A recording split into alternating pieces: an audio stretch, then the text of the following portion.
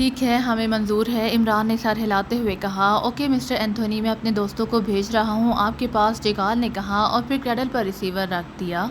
اس کا چہرہ خوشی سے کھلا پڑ رہا تھا اور عمران اس کی مسرت کی وجہ سمجھ رہا تھا۔ اسے معلوم تھا کہ اس $10,000 میں جیکال کا بھی کمیشن شامل ہوگا، خاصا بھاری کمیشن۔ ہوٹلوں والے اسی طرح مسافر بیچتے رہتے تھے۔ جیکال نے کاؤنٹر کی دراز کھولی اور ایک کارڈ نکال کر عمران کی طرف بڑھا دیا۔ آپ فوراً ایئرپورٹ پہنچ جائیں، ایور گرین چارٹر سروس کا دفتر وہیں ہے، آپ مسٹر اینتھونی سے مل لیں، ادائیگی نقد ہوگی، جیکال نے کارڈ دیتے ہوئے کہا۔ اوکے شکریہ، عمران نے کہا اور پھر وہ تیزی سے واپس مڑ گیا۔ عمران کے ساتھی بھی اس کے ساتھ ہی مڑے اور پھر اچانک عمران پلٹا۔ ارے ایک بات تو مجھے پوچھنی یاد ہی نہیں رہی، مادام ٹیلر نے کوئی پیکٹ بھی یہاں سے روانہ کیا تھا؟ عمران نے کہا۔ ہاں، انہوں نے یہاں آتے ہی اسپیشل میسیجز سروس کے ذریعے ایک چھوٹا سا لفافہ ارسال کیا تھا، جیکال نے سر ہلاتے ہوئے کہا اور عمران نے ایک اور بڑا نوٹ نکال کر جیکال کے ہاتھ میں پکڑا دیا۔ جہاں پیکٹ بھیجا گیا ہے وہ پتہ چاہیے، عمران نے کہا۔ جیکال نے ایک بار پھر نوٹ تیزی سے جیب میں ڈالا اور پھر کاؤنٹر کے ایک کونے کی طرف بڑھا۔ اس نے وہاں پڑے ہوئے کئی رجسٹروں میں سے ایک رجسٹر اٹھایا، اسے کھولا اور پھر ایک کھانے پر نظر پڑتے ہی اس نے رجسٹر عمران کے سامنے رکھ دیا۔ یہ پتہ ہے، پڑھ لیجئے، جیکال نے کہا اور عمران نے ایک نظر پتے پر ڈالی اور پھر سر ہلا دیا۔ پتہ مادام ٹیلر کے مینشن کا تھا اور جیکال نے رجسٹر بند کر کے واپس اپنی جگہ رکھ دیا۔ صرف ایک سوال اور، عمران نے مسکراتے ہوئے پوچھا۔ 10 سوال پوچھیے، آپ جیسے مہربانوں کی خدمت تو ہمارا فرض ہے، جیکال نے بڑی خوش دلی سے کہا۔ یہ اسپیشل میسیجز کس وقت اس پتے پر پہنچے گا، کیا آپ اندازہ لگا سکتے ہیں؟ عمران نے نرم لہجے میں پوچھا۔ جی ہاں، وہ انٹرنیشنل ٹرین سے گیا ہے اور یہ ٹرین صبح 7:30 بجے ایکریمیا کے دارالحکومت ناراک پہنچے گی۔ اسٹیشن سے اس پتے پر ٹیکسی میں پہنچنے میں 1 گھنٹہ لگ جائے گا، اس لیے یہ پیکٹ میرے اندازے کے مطابق 8:30 بجے اپنے پتے پر پہنچ جائے گا۔ آپ تو بہت پہلے پہنچ جائیں گے، جیکال نے کہا۔ تو کیا لے جانے والا آپ کے ہوٹل کا آدمی ہے؟ دراصل ہم نے وہ خاص وقت نوٹ کرنا ہے جس وقت یہ پیکٹ مطلوبہ پتے پر پہنچتا ہے، عمران نے جیب سے ایک اور نوٹ نکالتے ہوئے کہا اور جیکال اس نوٹ پر یوں جھپٹا جیسے بلی چوہے پر جھپٹتی ہے۔ اس کا چہرہ مسرت سے کھلا جا رہا تھا۔ ایک ہی آسامی سے مسلسل اتنے بڑے بڑے نوٹ تو شاید اسے زندگی میں پہلے کبھی نہیں ملے تھے، اور پھر $10,000 کا 10% کمیشن خاصی موٹی رقم بنتی چلی جا رہی تھی۔ جیکال تیزی سے مڑا اور پھر اس نے پشت پر لگی ہوئی ایک الماری کھولی، اس میں سے ایک بڑا سا ایلبم رجسٹر کھولا اور اس کے ورق پلٹتا ہوا وہ کاؤنٹر کی طرف بڑھا اور پھر اس نے ایک ورق کھول کر عمران کے سامنے رکھ دیا۔ اس پر ایک نوجوان مگر کرخت چہرے کے مالک نوجوان کا فوٹو لگا ہوا تھا۔ اس کے سامنے چند لائنیں ٹائپ تھیں۔ مسٹر فاکس یہ پیکٹ لے کر گئے ہیں، اب تو آپ اسے آسانی سے پہچان لیں گے، جیکال نے کہا۔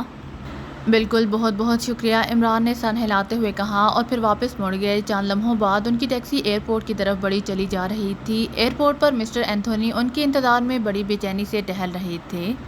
جیسے ہی عمران نے جیکال کا دیا ہوا کارڈ اس کے ہاتھ میں دیا، اس کا چہرہ کھل اٹھا۔ آپ کاؤنٹر پر ادائیگی کر کے رسید لے لیں، جہاز تیار ہے، آپ نے آنے میں خاصی دیر لگا دی، پہلا طیارہ خاصی دور نکل گیا ہوگا، اینتھونی نے کہا۔ اور عمران نے جوزف کو اشارہ کیا اور جوزف نے جیب سے نوٹوں کی موٹی موٹی 2 گڈیاں نکال کر دفتر کے کاؤنٹر پر پھینک دی اور کاؤنٹر پر بیٹھے نوجوان نے گڈیاں اٹھا کر تیزی سے رسید کاٹی اور جوزف کی طرف بڑھا دی۔ آپ اپنے پاسپورٹ اور دیگر کاغذات مجھے دے دیجیے، میں انہیں اوکے کرا لاؤں، اینتھونی نے ادائیگی کے بعد کہا اور جوزف نے بھی اس بار بیگ میں سے پاسپورٹ اور کاغذات کا پیکٹ نکال کر اینتھونی کے ہاتھ میں دے دیا۔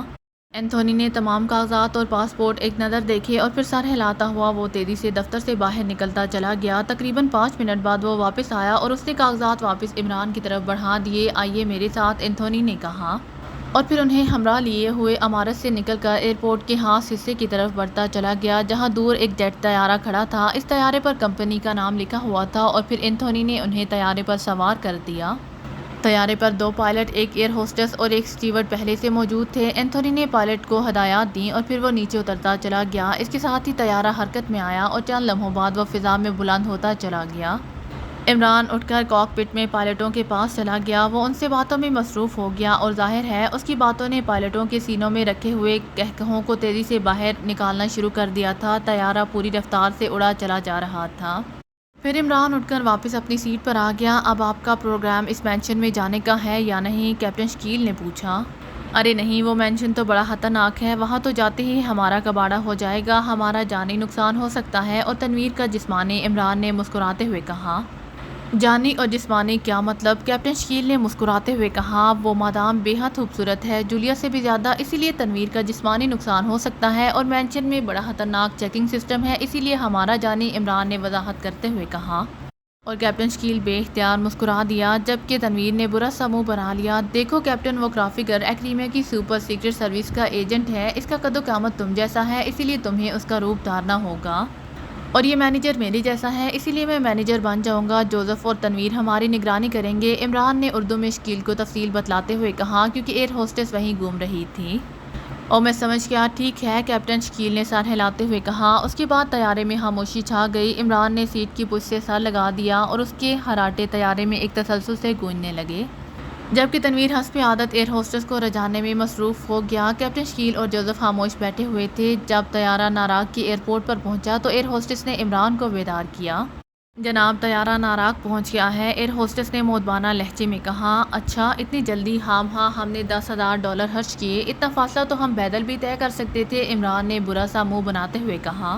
4 گھنٹے گزر چکے ہیں، تنویر نے برا سا منہ بناتے ہوئے کہا، اور اب 4 گھنٹوں کے عشق کا خاتمہ ہونے والا ہوگا، اسی لیے تم کونین چبا رہے ہو، عمران نے اٹھتے ہوئے کہا، اور پھر وہ کاک پٹ کی طرف بڑھتا چلا گیا۔ آپ تو سارا عرصہ سوتے رہے، سیکنڈ پائلٹ نے مسکراتے ہوئے کہا۔ کہاں سوتا رہا، عاشقانہ ماحول میں کہاں نیند آتی ہے، بہرحال یہ بتائیے کہ ہم سے پہلے چلنے والا طیارہ کس وقت پہنچے گا، عمران نے کہا۔ وہ آدھے گھنٹے بعد پہنچے گا، ہم اسے راستے میں چھوڑ آئے ہیں، پائلٹ نے جواب دیا۔ اوکے، عمران نے کہا اور کاک پٹ سے باہر نکل آیا۔ فرسٹ پائلٹ اس وقت طیارہ لینڈ کرنے میں مصروف تھا، اور تھوڑی دیر بعد عمران اپنے ساتھیوں سمیت کاغذات اور بیگ چیک کرا کے ایئرپورٹ کی عمارت سے باہر نکل آیا۔ اس وقت وہاں صبح کے 7 بجے تھے اور ہر طرف خوب گہما گہمی تھی۔ اب کیا پروگرام ہے، کیپٹن شکیل نے ایئرپورٹ کی عمارت سے باہر نکلتے ہوئے پوچھا۔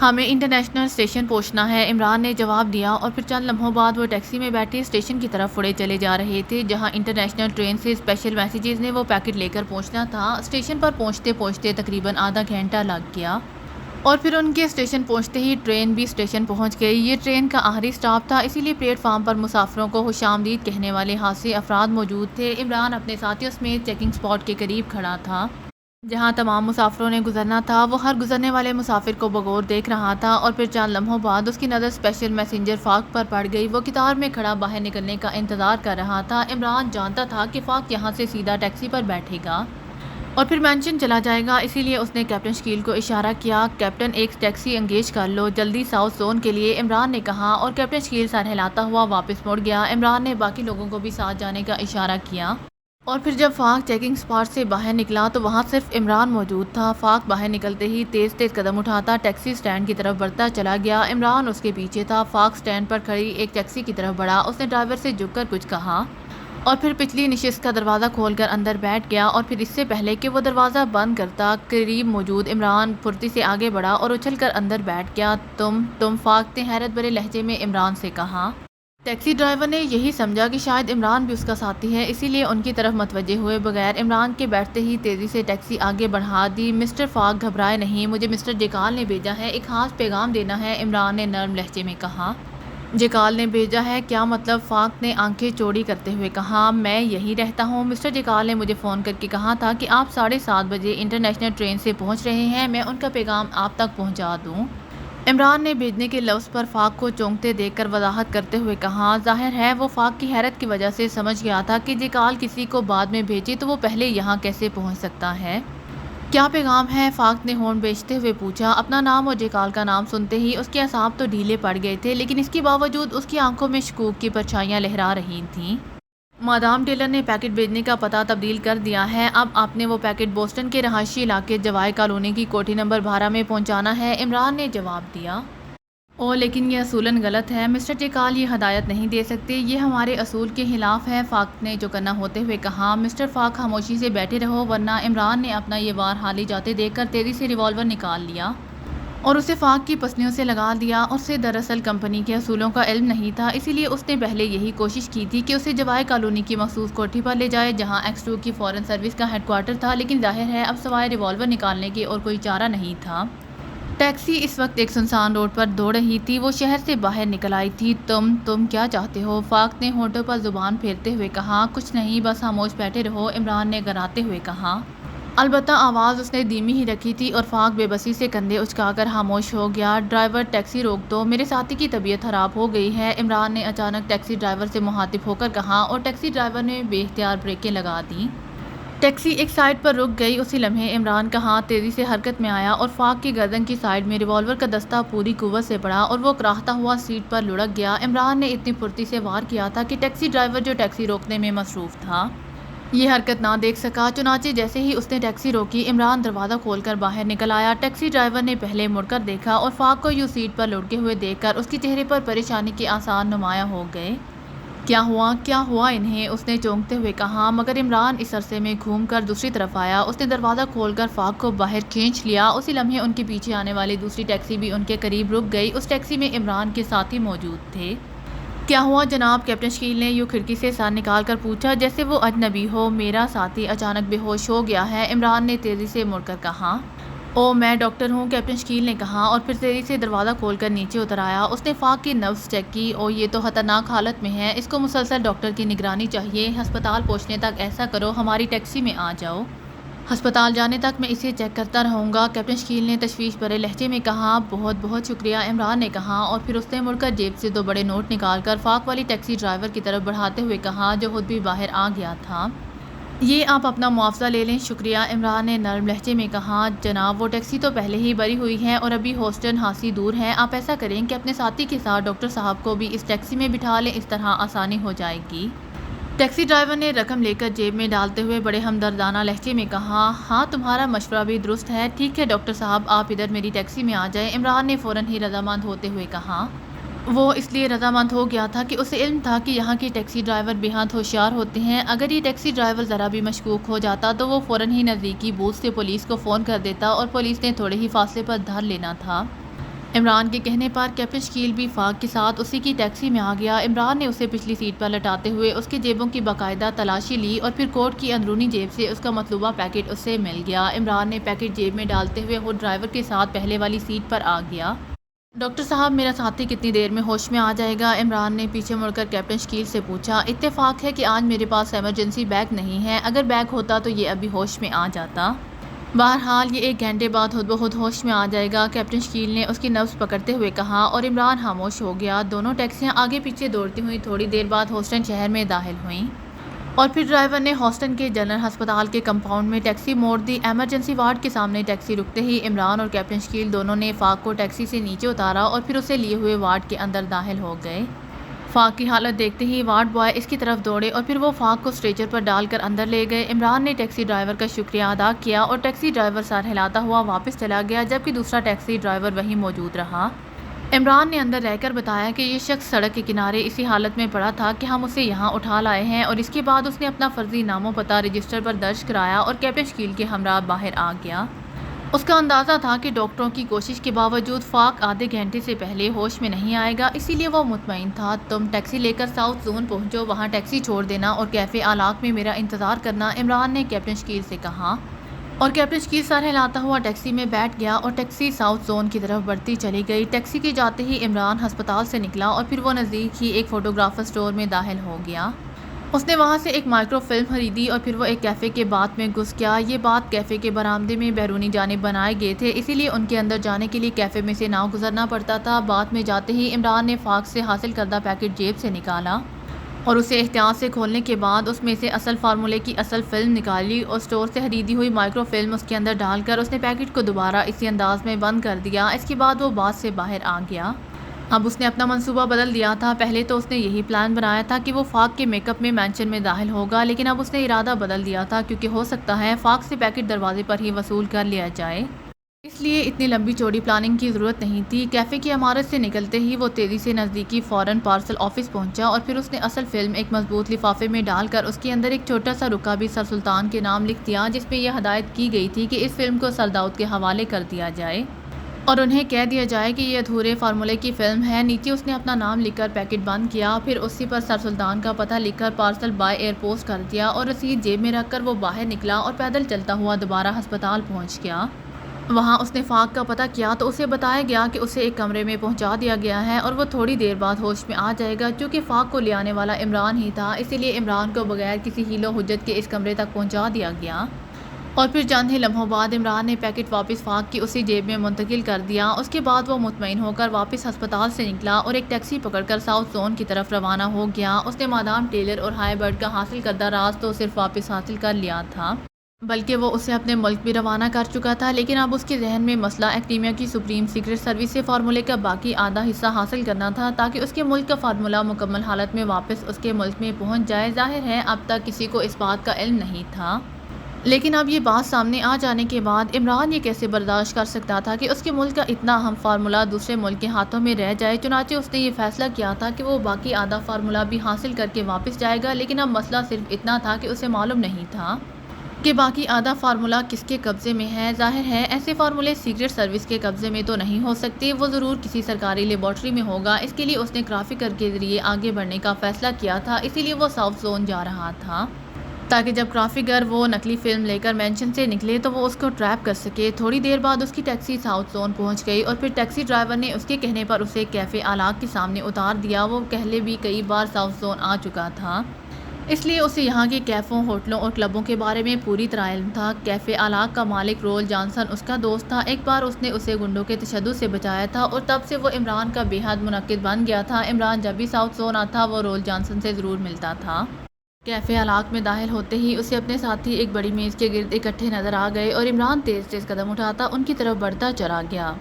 چارٹر طیارہ ناراک ایئرپورٹ پر پہنچتے ہی کرافیکر نے پارکنگ میں کھڑی ہوئی اپنی کار نکالی اور پھر مادام ٹیلر اور مارٹن کو ہمراہ لیے وہ ساؤتھ زون کی طرف اڑتا چلا گیا۔ وہ جلد از جلد مادام کی مینشن پہنچ جانا چاہتا تھا تاکہ وہاں سے فلم حاصل کرنے کے بعد وہ اسے باز تک پہنچائے اور اس طرح اس کی ذمہ داری ختم ہو سکے۔ فلم تو اب تک مینشن پہنچ چکی ہوگی، کرافیکر نے ساؤتھ زون پہنچتے ہوئے کہا۔ ہاں پہنچ تو جانی چاہیے، ہوٹل والوں نے کہا تھا کہ 8 بجے ڈلیوری ہو جائے گی اور 8 بج ہی چکے ہیں، مادام نے کلائی پر بندھی ہوئی گھڑی پر وقت دیکھتے ہوئے جواب دیا۔ اور پھر تھوڑی دیر بعد وہ مینشن پہنچ گئے۔ کرافیکر کو ڈرائنگ روم میں بٹھانے کے بعد مادام ٹیلر نے اپنے خاص ملازم کو بلایا، مارٹن بھی ساتھ ہی تھا۔ یس مادام، مسلح ملازم نے اندر داخل ہوتے ہوئے کہا۔ اس کا لہجہ بے حد مؤدبانہ تھا، مغربی جرمنی سے ایک پیکٹ اسپیشل میسنجر سروس سے یہاں پہنچنا تھا۔ وہ لے آؤ، میڈم نے انتہائی تحکمانہ لہجے میں کہا۔ ابھی تک کوئی پیکٹ یہاں نہیں پہنچا مادام، ملازم نے اسی طرح مؤدبانہ لہجے میں کہا۔ او یہ کیسے ہو سکتا ہے، 8 بجے اس کی یہاں ڈلیوری تھی، مادام نے بری طرح چونکتے ہوئے کہا۔ یس مادام، پیکٹ نہیں پہنچا، ملازم نے جواب دیتے ہوئے کہا۔ سیکیورٹی انچارج سے پتہ کرو، مادام نے انتہائی تحکمانہ لہجے میں کہا، اور ملازم سر ہلاتا ہوا ڈرائنگ روم سے باہر نکل گیا اور تھوڑی دیر بعد واپس آیا اور اس نے وہی جواب دیا کہ کوئی پیکٹ ابھی تک یہاں نہیں پہنچا۔ ایسا نہ ہو کہ انٹرنیشنل ٹرین کسی وجہ سے لیٹ ہو گئی ہو، مارٹن نے کہا۔ نہیں وہ لیٹ نہیں ہو سکتی، ویسے تم فون کر کے پتہ کرو، مادام نے کہا، اور مارٹن نے میز پر پڑا ہوا فون اپنی طرف کھسکایا اور پھر انکوائری سے اس نے انٹرنیشنل ریلوے اسٹیشن کے نمبر معلوم کیے۔ نمبر معلوم کرنے کے بعد اس نے نمبر گھمائے۔ International railway station, enquiry please. رابطہ قائم ہوتے ہی دوسری طرف سے آواز سنائی دی۔ مغربی جرمنی سے آنے والی ٹرین انٹرنیشنل ناراک پہنچ گئی ہے، مارٹن نے پوچھا۔ جی ہاں جناب، پہنچ گئی ہے اور ٹھیک 7:30 بجے اپنے صحیح وقت پر پہنچی ہے، انکوائری سے جواب دیا گیا۔ اوکے تھینک یو، مارٹن نے جواب دیا اور ریسیور رکھ دیا۔ اب مادام کے چہرہ رنگ بدلنے لگا۔ اس سے خیال آ رہا تھا کہ اتنا اہم راز اس طرح کیوں غیروں کے ہاتھوں میں دے دیا، لیکن اسے یہ بھی خیال نہیں تھا کہ اسپیشل میسنجر کہاں گیا۔ 7:30 بجے ٹرین پہنچنے کے بعد اسے آدھے گھنٹے تک یہاں پہنچ جانا چاہیے تھا۔ کرافیکر نے تشویش بھرے لہجے میں کہا۔ دیکھو کچھ دیر انتظار کر لیتے ہیں، شاید ٹیکسی وغیرہ خراب نہ ہو گئی ہو، مارٹن نے کہا، اور مادام نے بھی سر ہلا دیا۔ مادام چند لمحے خاموش بیٹھی رہی اور پھر اس نے ٹیلی فون اپنی طرف کھسکایا اور مارٹن سے وہ ڈرافٹ نکالنے کے لیے کہا۔ مارٹن نے جیب سے وہ ڈرافٹ نکال کر مادام کے ہاتھ میں پکڑا دیا۔ مادام نے بینک کے نمبر گھمائے۔ یس مینیجر، چارٹرڈ بینک۔ دوسری طرف سے مینیجر کی آواز سنائی دی اور مادام نے ڈرافٹ کے نمبر بتا کر اس کی کیش کی گارنٹی کے بارے میں پوچھا۔ ڈرافٹ درست ہے، ہم کیش کی گارنٹی دیتے ہیں، مینیجر نے چند لمحوں کے بعد کہا، اور مادام نے شکریہ ادا کر کے ریسیور رکھ دیا۔ آپ ہاں وہم کرتی ہیں مادام، سرکاری ڈرافٹ کبھی غلط نہیں ہو سکتے، کرافیکر نے اس بار قدرے تنزیہ لہجے میں کہا۔ رقم کے معاملے میں وہم اچھا ہوتا ہے مسٹر کرافیکر، مادام نے اسپاٹ لہجے میں جواب دیتے ہوئے کہا۔ اور پھر اس سے پہلے کہ کرافیکر اس کی بات کا جواب دیتا وہ ملازم اندر داخل ہوا، اس کے ہاتھ میں پیکٹ تھا۔ پیکٹ آ گیا، مادام نے خوشی سے اچھلتے ہوئے کہا۔ یس مادام، ابھی اسپیشل میسنجر دے کر گیا ہے، ملازم نے پیکٹ مادام کی طرف بڑھاتے ہوئے کہا۔ ٹھیک ہے، مادام نے مسرت بھرے انداز میں پیکٹ لیتے ہوئے کہا، اور ملازم واپس چلا گیا۔ یہ لو پیکٹ، اس میں ادھورے فارمولے کی فلم ہے، مادام نے پیکٹ کرافیکر کی طرف بڑھاتے ہوئے کہا، اور کرافیکر نے یوں پیکٹ مادام کے ہاتھوں سے جپٹ لیا جیسے بچے ٹافی پر جپٹتے ہیں، اور پھر اس نے پیکٹ کو غور سے دیکھا اور مسکراتے ہوئے جیب میں رکھ لیا۔ اچھا مادام، مجھے اجازت دیجیے، بہت بہت شکریہ، آپ نے واقعی حیرت انگیز کارنامہ سر انجام دیا ہے، کرافیکر نے اٹھ کر کھڑے ہوتے ہوئے کہا۔